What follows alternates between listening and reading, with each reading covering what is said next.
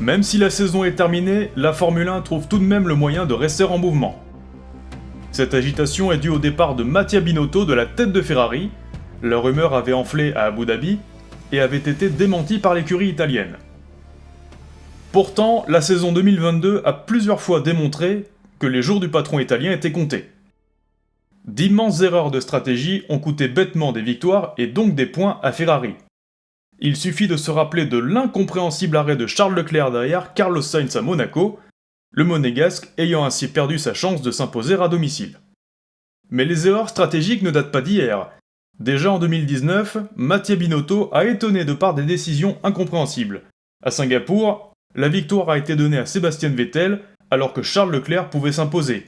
Cela avait fait polémique. Au bout du compte, Mattia Binotto a passé 4 ans à la tête de la Scuderia en remplacement de Maurizio Arrivabene. Son sort a sans doute été scellé au soir de Silverstone, où la victoire a été tout bonnement retirée à Charles Leclerc alors que celui-ci était en tête de la course. L'Italien a démissionné cette semaine de son propre chef en déclarant ceci. Avec le regret que cela entraîne, j'ai décidé de conclure ma collaboration avec Ferrari.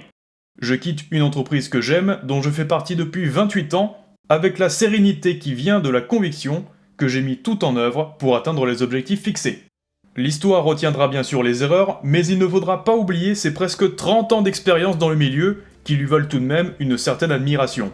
Désormais, il reste à savoir qui le remplacera à la tête de Ferrari. Si Frédéric Vasseur est sur la liste, des rumeurs parlent carrément de Sébastien Vettel. Pendant ce temps, Binotto pourrait trouver refuge chez Alpine, Aston Martin, voire même Mercedes.